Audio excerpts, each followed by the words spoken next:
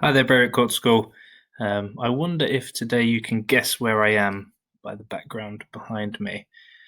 Today I'm going to be continuing reading this book, Adolphus Tips, The Amazing Story of Adolphus Tips by Michael Morpurgo. So, Tuesday, November 16th, 1943.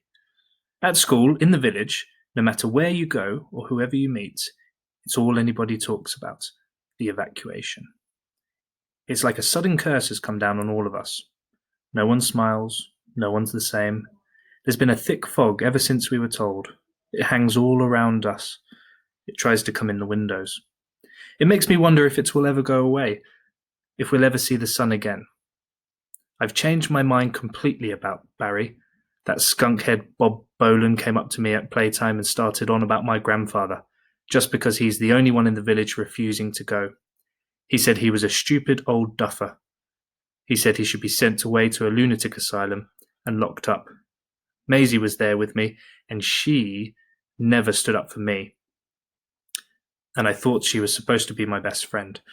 Well, she's not. Not anymore. No one stood up for me, so I had to stand up for myself. I pushed Skunkhead. I won't call him Bob anymore because Skunkhead suits him better. And Skunkhead pushed me, and I fell over and grazed my elbow. I was sitting there, picking the grit out of my skin and trying not to let them see I was crying when Barry came up to me. The next thing I know, he's got Skunkhead on the ground and he's punching him. Mrs. Blumfeld had to pull him off. But before Skunkhead got a bleeding nose, which served him right. But not before Skunkhead got a bleeding nose, which served him right. As she took both of them back to school, Barry looked over his shoulder and smiled. I never got a chance to say thank you, but I will. If only he'd stopped picking his nose and smiling at me, I think I could really like him a lot. But I'm not doing kissing with him.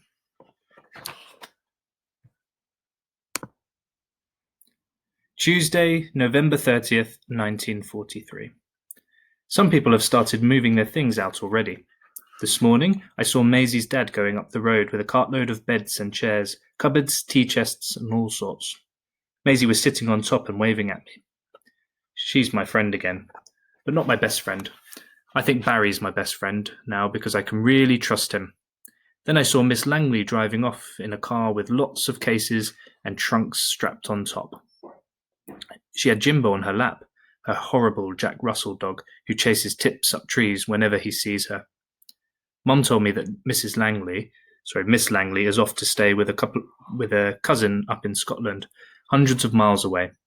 I've just told Tips, and suddenly she's purring very happily.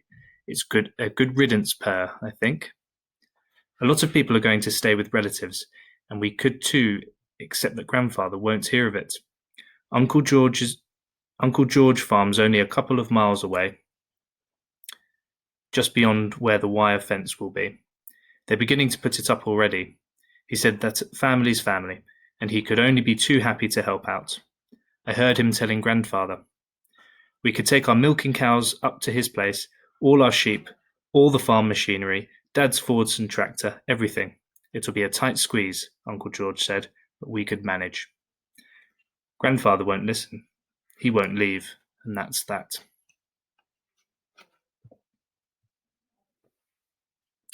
Wednesday, December 1st, 1943. At playtime, I found Barry sitting on his own by the dustbins behind the bike shed. He was all red around the eyes. He'd been crying, but he was trying not to show it. He wouldn't tell me why at first, but after a while, I got it out of him. It's because there won't be any room for him anymore with Mrs. Morwenna when she moves into Kingsbridge next week. He likes her a lot, and now he has nowhere to go. So, to make him feel better, and because of what he had done for me the other day with Skunkhead, I said he could come home with me and play after school, so long as he didn't pick his nose. He perked up after that, and he was even chirpier when he saw the cows and the sheep. And when he saw Dad's Fordson tractor, he went loopy. It was like he'd been given a new toy of his own to play with. I couldn't get him off it. Grandfather took him around the farm, letting him steer the tractor, which wasn't fair because he's never let me do that.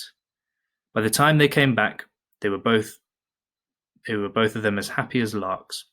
I haven't heard Grandfather laugh so much in ages. Barry tucked into Mum's cream sponge cake slice after slice of it, and all the time he never stopped talking about the tractor and the farm. And no one told him not to talk with his mouth full, which wasn't fair either, because Mum's always ticking me off for that. He'd have scoffed the whole lot if Mum hadn't taken it away. He still smiles at me, but I don't mind it so much now. In fact, I quite like it, really. Afterwards, when we were walking together down the lane to the farm gate, he seemed suddenly down in the dumps. He hardly said a word all the way. Then suddenly he just blurted it out. "I could come and stay," he said. "I wouldn't be a nuisance, honest. I wouldn't pick my nose, honest." I couldn't say no, because I didn't want to say yes, not exactly. I mean, it would be like having a brother in the house. I'd never had a brother, and I wasn't sure I wanted one, even if Barry was my best friend now. Sort of. So I said maybe. I said I'd ask. And I did, at supper time. My grandfather didn't even have to think about it. "The lad needs a home, doesn't he?" he said. "We've got a home. He needs feeding. We've got food.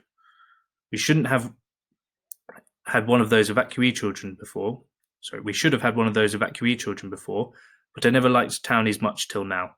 This one's all right, though. He's a good lad. Besides, it'd be good to have a boy about the place. Be like the old days when your father was a boy. You can tell him he can come." He never asked me what I thought. Never asked Mum. He just said yes. It took me so much by surprise that I wasn't ready for it, and neither was Mum. So it looks as if I'm going to have a sort of brother living up with us. Well, whether I like it or not. Mum came in a minute ago and sat on my bed. "Do you mind about Barry?" she asked me. "He's all right, I suppose," I told her. "And he is too. Except when he's picking his nose, of course. One thing's for sure, it'll make Grandfather happier," Mum said. "And if he's happier, then maybe it'll be easier to talk to him into moving to Uncle George's place. They're going to move us out, you know, Lily. One way or another, they're going to do it." She gave me a good long cuddle goodnight. She hasn't done that for ages. I think she thinks I'm too old for it or something, but I'm not. I haven't had my nightmare about Dad for a long time now, which is good, but I haven't thought too much about him either, which is not so good. Wednesday, December 15th, 1943. Barry moved in this afternoon. He walked home with me from school carrying his suitcase. He skipped most of the way. He's sleeping in the room at the end of the passage. Grandfather says that's where Dad always used to sleep when he was a boy. Straight after tea, Grandfather took him out to feed the cows. From the look on Barry's face when he came back, I'm sure he thinks he's in heaven. Like he says, there's no tractors in London, no cows, no sheep, no pigs. He's already decided he likes sheep the best, and he likes mud too. And he likes rolling down the hills and getting his coat covered in sheep poo. He told Mum that brown's his favourite colour because he likes mud and sausages. I learnt a little bit more about him today. He tells Mum more than he tells me, but I listen. He didn't say much about his dad, of course, but his mum works on the buses in London. "A clippy," he says. That's someone who sells tickets. That's about all I know about him so far, except that he twiddles his hair when he's upset, and he doesn't like cats because they smile at him. He's a good one to talk. He's always smiling at me. If he's living with us, he'd better be nice to Tips, that's all I can say. He twiddles his hair a lot at school. I've noticed it in class, especially when he's doing his writing. He can't do his handwriting very well. Mrs. Blumfeld tries to help him with letters and his spelling, but he still keeps getting everything back to front. I think he's frightened of them. Of letters, I mean. He's good with numbers, though. He doesn't have to use his fingers at all. He does it all in his head, which I can't do. Grandfather's still telling everyone he's not going to be moved out. Lots of people have had a go at persuading him. The vicar, Dr. Morrison, even Major Tucker came in to see us from Manor House. But Grandfather won't budge. He just carries on as if nothing is happening. Half the village was moved out now, including Farmer Gent's next door. I saw the last of his machinery being taken away yesterday. All his animals have gone already. They went to market last week. His farmhouse is empty.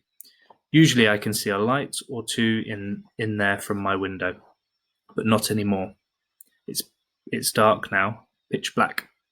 It's like the house has gone too. We see more and more American soldiers and lorries coming into the village every day. Grandfather's turning a blind eye to all of it. Barry's out with him now. They've gone milking. I saw them go off together a while ago, stomping across the yard in their wellies.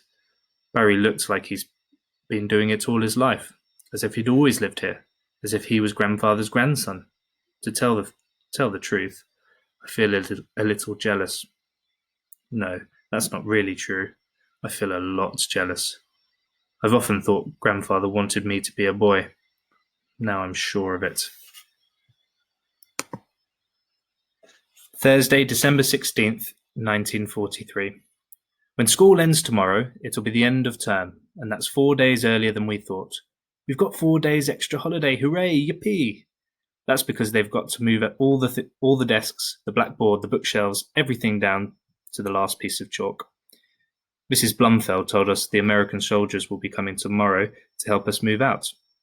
We'll be going into school in Kingsbridge after Christmas. There'll be a bus to take us in because it's too far to walk.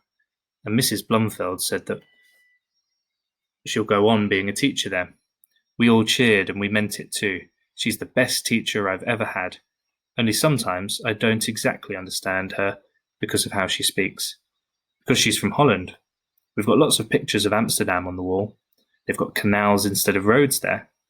She's put up 2 big paintings, both by Dutchmen. One of an old lady in a hat by a painter called Rembrandt. That's funny spelling, but it's right. And one of colourful ships on a beach by someone else. I can't remember his name. I think it's Van something or other. I was looking at that one today while we were practicing carols. We were singing, I saw 3 ships coming sailing in. And there they were up on the wall, all these ships. Funny that. I don't really understand that carol. What's 3 ships sailing in got to do with the birth of Jesus? I like the tune though. I'm humming it now as I write. We all think she's very brave to go on teaching us like she has after her husband was drowned.